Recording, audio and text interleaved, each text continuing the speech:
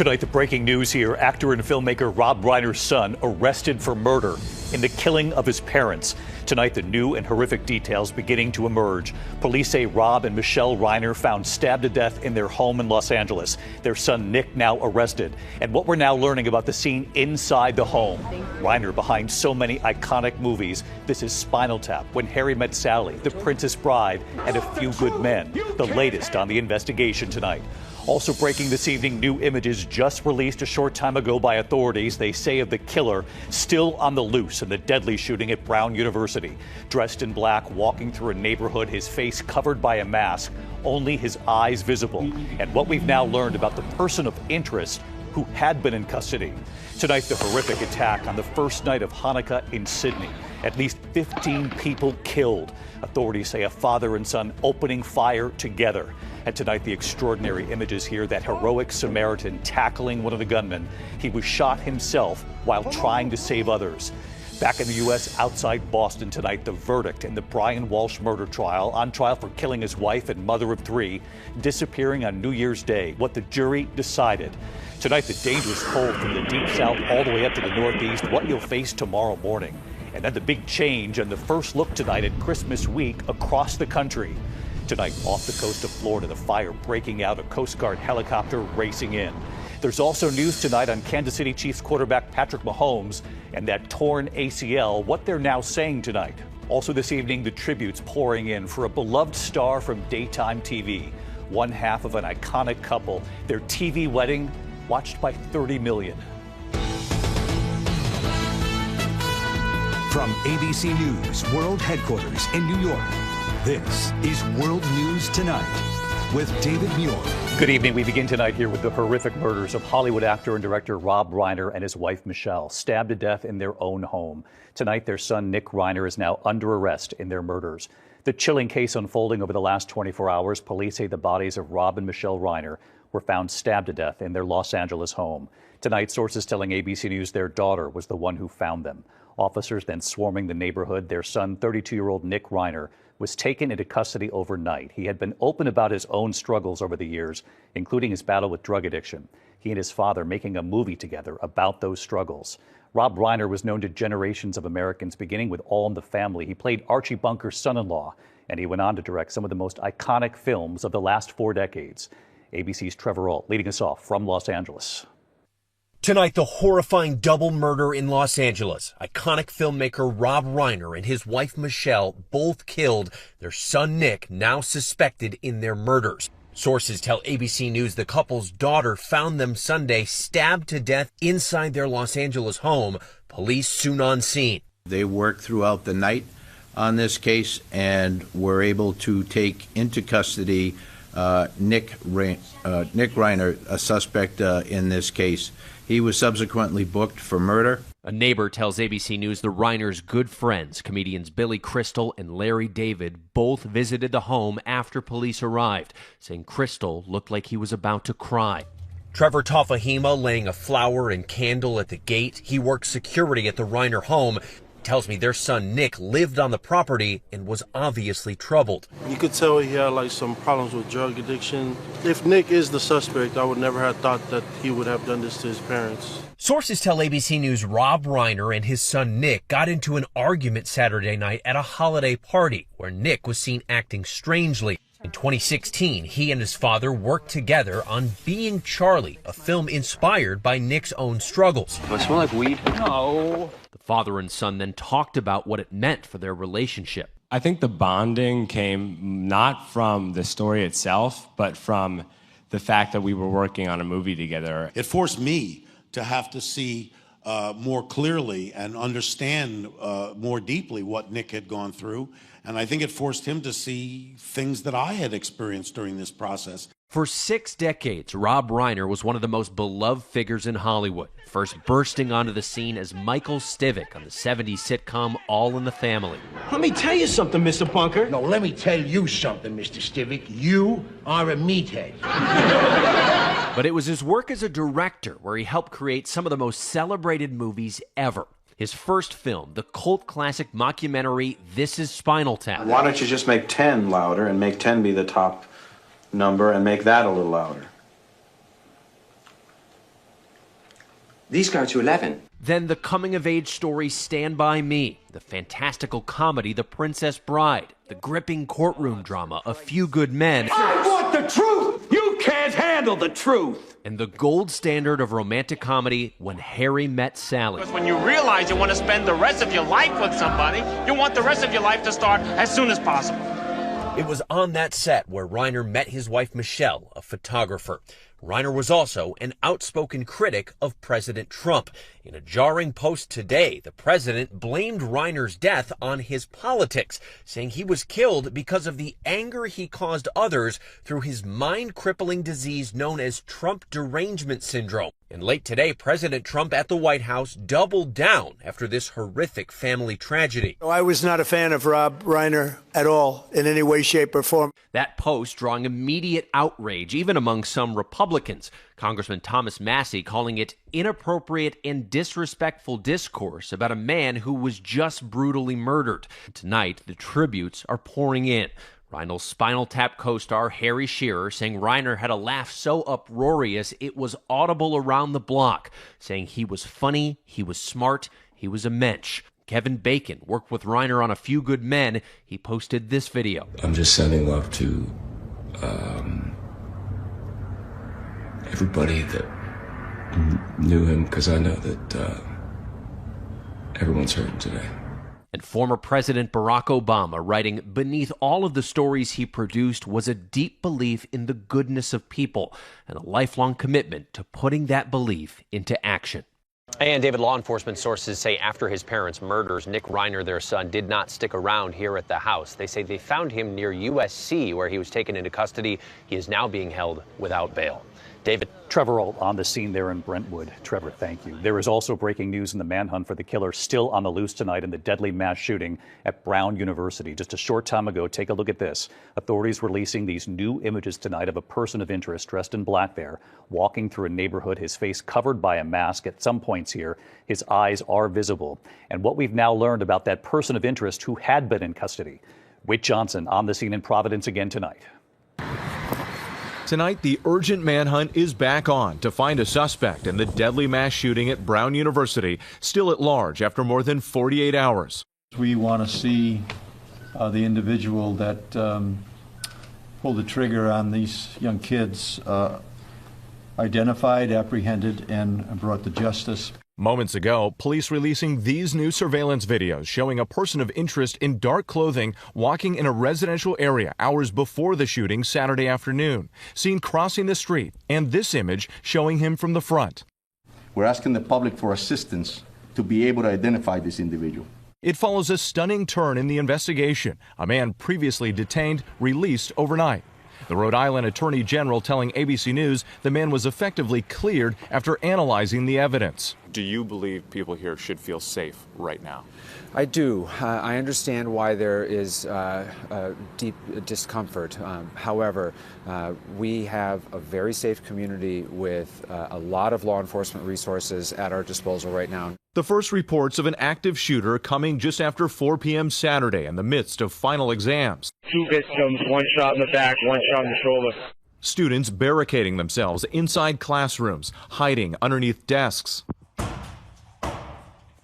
Law enforcement going room by room. Providence police! Hands up, hands! Police say the gunman entered the Barris and Holly Engineering Building and opened fire on the first floor. Joseph Adura was inside a lecture hall leading a study group of about 60 students when he says the shooter walked in, his face almost completely covered, and looked him in the eye. I saw something bulging from his chest, so maybe some type of ammo or bulletproof vest. Oduro guiding students to take cover behind a desk. Police say the gunman fired more than 40 rounds from a 9mm handgun inside that lecture hall before fleeing the scene.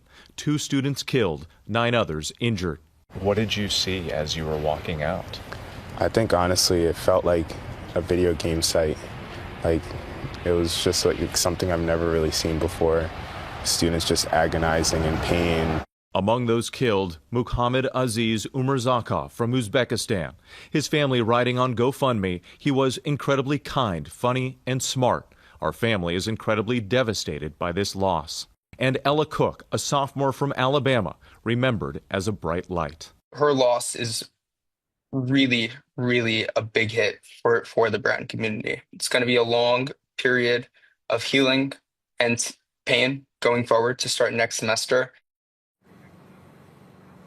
And again, David, just moments ago, authorities releasing these new surveillance images of a person of interest. They want the public to study them closely. The FBI is now offering a $50,000 reward for information leading to an arrest and conviction. David. Whit Johnson right there in Providence. Whit, thank you. Now to the horrific and deadly attack on the first night of Hanukkah in Sydney, Australia. At least 15 people were killed in this. A father and son opening fire together. And tonight here, look at this, the extraordinary images. The heroic Samaritan tackling one of the gunmen. He was shot himself while trying to save others. ABC's Britt Clennett from Sydney. Tonight, new details on the father and son who authorities say carried out that anti-Semitic massacre at a Hanukkah celebration on Australia's iconic Bondi Beach. At least 15 people killed, dozens more wounded. Dramatic video of a heroic bystander tackling one of the alleged shooters, wresting that long gun out of his hands, turning it on the suspect. Tonight, law enforcement sources telling ABC News the two shooters are 50-year-old father Sajid Akram and his 24-year-old son Naveed. Sources say they pledged allegiance to ISIS and shouted Allahu Akbar while opening fire. Authorities say 2 ISIS flags, weapons and IEDs were recovered near the scene. The attack unfolding Sunday night local time as hundreds gathered to celebrate the first night of Hanukkah. I just heard a few fireworks going off. That's what it sounded like anyway. One of the shooters seen ducking while unloading a barrage of bullets.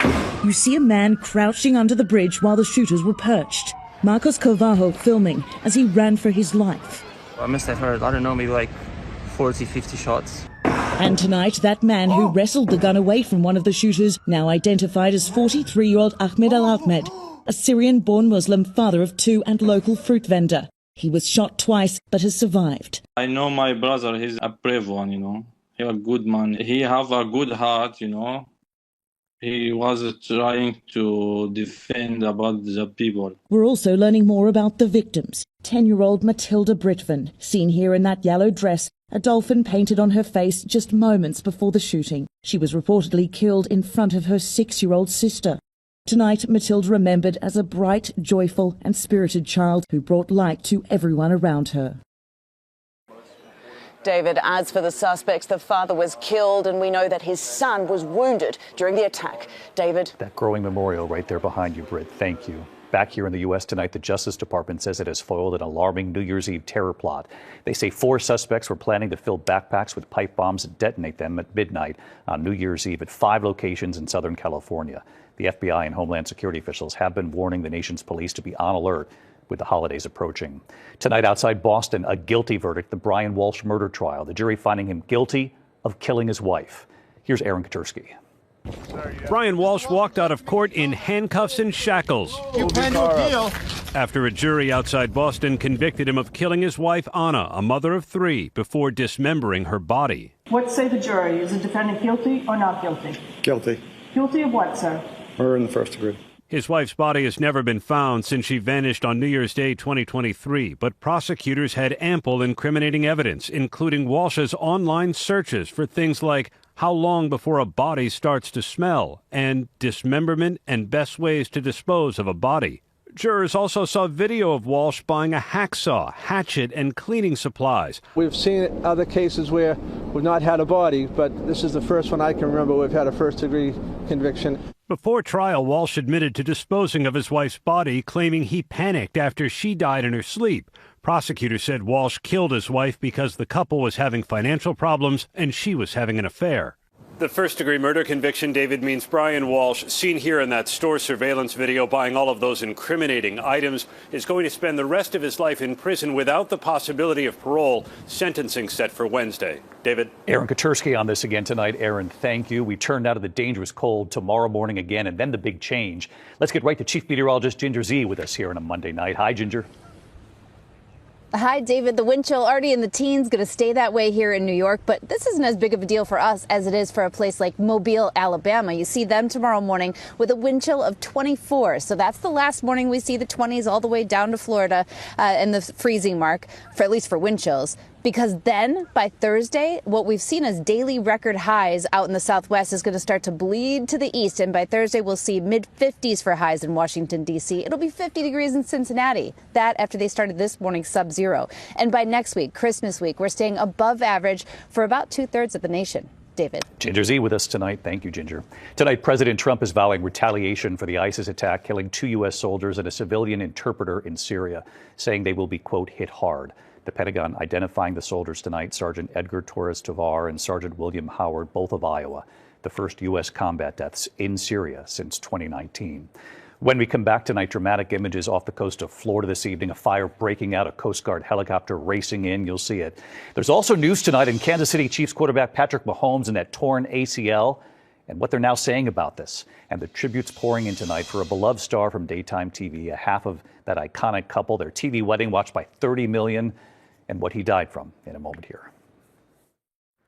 Tonight, the rescue off the coast of Florida, a fisherman's boat catching fire 100 miles west of Clearwater. Helicopter crew spotting the smoke, the boater on a life raft. When they got to him, rescuers then pulling him to safety. Tonight, Kansas City Chiefs quarterback, as you know, Patrick Mahomes out for the season. Mahomes suffering that torn ACL in the loss to the Chargers. Kansas City now out of playoff contention. Mahomes is expected to need surgery, but tonight the Chiefs head coach Andy Reid now says the Mahomes will get a second opinion before any surgery. The other story, Indianapolis Colts quarterback and grandfather Philip Rivers making NFL history. At 44, Rivers coming out of retirement playing against the Seahawks. Rivers completing 18 passes, including 1 touchdown. Quite a game, not a win, but quite a comeback. When we come back tonight, remembering one of the biggest stars of daytime TV, one half of the beloved daytime couple, Luke and Laura, and what he died from in a moment. To the Index, we learned today that General Hospital star Anthony Geary died due to complications from a medical procedure. He was 78. Best known for his role as Luke Spencer, one half of the iconic daytime couple, Luke and Laura. Their TV wedding watched by 30 million viewers. Anthony Geary was again 78. We remember a colleague tonight at our ABC station in Houston, a local TV legend. Former KTRK anchor Dave Ward has died. His career spanning 50 years, viewers were drawn to his down-to-earth style. He signed off from ABC 13 in 2017. Dave Ward was 86. When we come back here tonight, from A Few Good Men to that scene in When Harry Met Sally, do you remember the woman who delivered that iconic line? Finally tonight here, Rob Reiner's legacy. So many unforgettable movies. Rob Reiner, the actor and Hollywood filmmaker, would direct some of the most iconic and most quoted movies of the 20th century.